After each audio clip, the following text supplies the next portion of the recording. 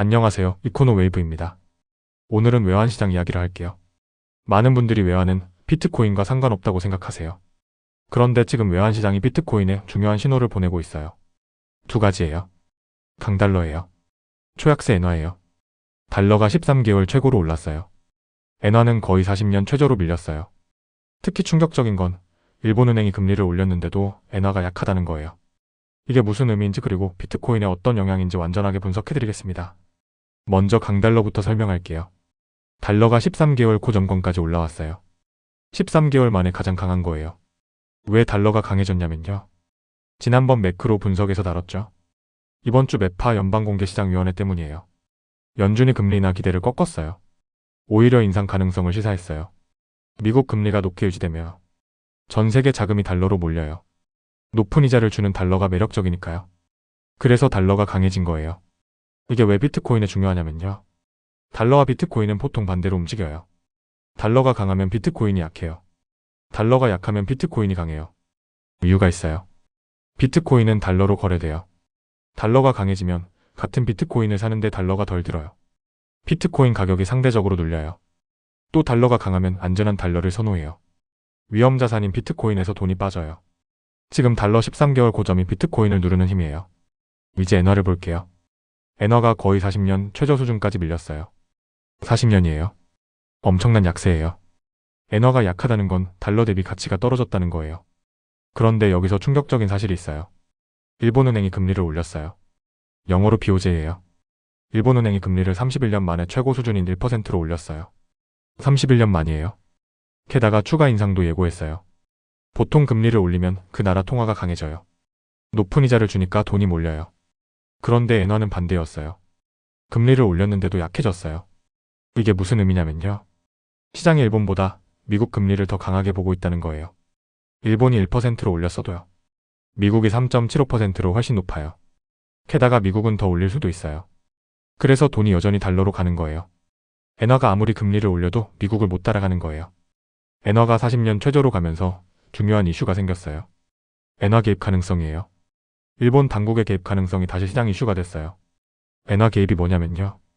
엔화가 너무 약해지면요. 일본 정부가 직접 시장에 개입해요. 달러를 팔고 엔화를 사요. 엔화 가치를 인위적으로 올리는 거예요. 왜 개입하냐면요.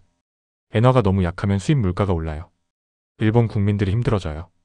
그래서 정부가 막으려는 거예요. 그런데 엔화 개입이 비트코인에 중요해요. 왜냐면요. 지난번 엔캐리 트레이드를 설명드렸죠.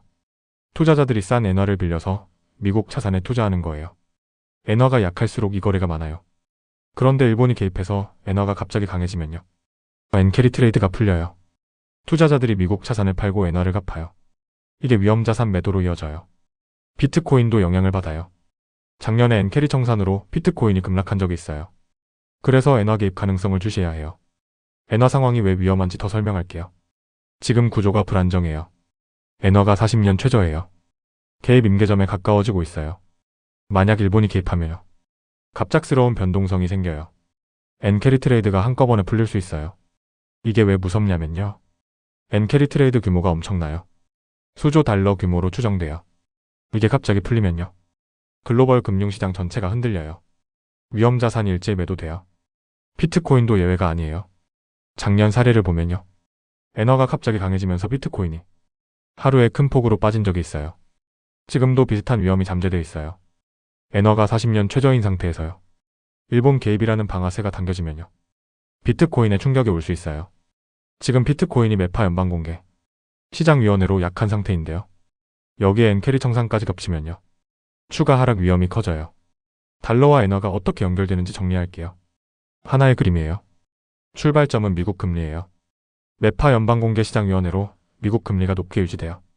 그래서 첫 번째 달러가 강해졌어요. 13개월 고점이에요. 미국 금리가 높으니까 두 번째 엔화가 약해졌어요. 일본이 금리를 올려도 미국을 못 따라가요. 40년 최저예요. 이 두 가지가 같은 뿌리에서 나와요. 미국 금리예요. 그리고 둘 다 비트코인의 부담이에요. 강달러는 직접 비트코인을 눌러요. 약세 엔화는 엔화 개입 위험을 통해 비트코인을 위협해요. 지난번 글로벌 매크로 4대 체크 포인트를 기억하시나요? 금리 달러, 엔화, 유럽이었어요. 오늘 그중 달러와 엔화를 깊이 본 거예요. 이 두 가지가 지금 외환시장에서 가장 강하게 비트코인을 누르는 힘이에요. 이 외환 상황이 비트코인에 주는 의미를 정리할게요. 단기적으로는 부담이에요. 강달러가 비트코인을 직접 눌러요. 엔화 개입 위험이 잠재돼 있어요. 매파 연방공개시장위원회 부담과 겹쳐요. 그런데 반전 가능성도 봐야 해요. 이 모든 게 미국 금리에서 나와요. 만약 미국 금리 부담이 완화되면요. 달러가 약해져요.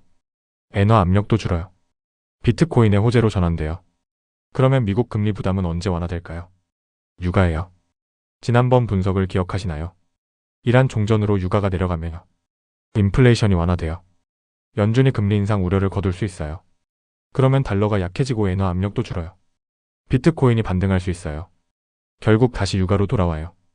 유가가 내려가면 인플레이션이 완화되고 금리가 안정되고 달러가 약해지고 엔화 압력이 줄고 비트코인이 오르는 거예요.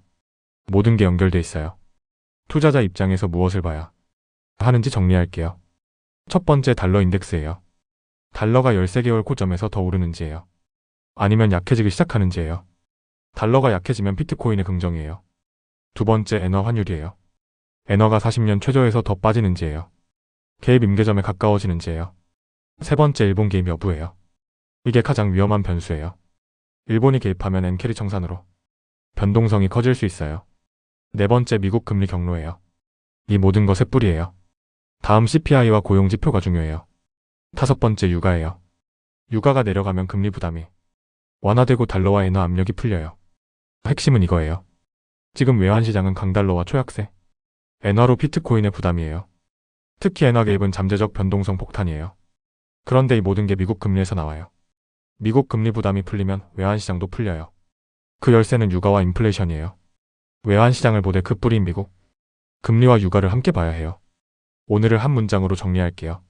이번 주 외환시장은 매파 연방공개시장위원회 영향으로 달러가 13개월 고점까지 오르고 엔화가 일본은행의 금리 인상에도 불구하고 40년 최저로 밀리며 일본 개입 가능성이 부상했고 강달러는 비트코인을 직접 누르고 약세 엔화는 엔캐리 청산 위험을 통해 비트코인을 위협하지만 이 모든 것의 뿌리인 미국 금리가 유가 하락으로 완화되면 외환 압력도 풀리며 비트코인이 반등할 수 있습니다. 외환시장이 비트코인에 경고를 보내고 있어요. 특히 엔화 개입 가능성을 주목하세요. 이코노 웨이브가 외환시장과 거시 변수를 계속 추적해드리겠습니다. 아직 구독하지 않으셨다면 지금 구독을 눌러주세요. 좋아요와 구독을 눌러주시면 누구보다 빠르게 새로운 정보를 받아보실 수 있습니다. 이코노 웨이브였습니다. 감사합니다.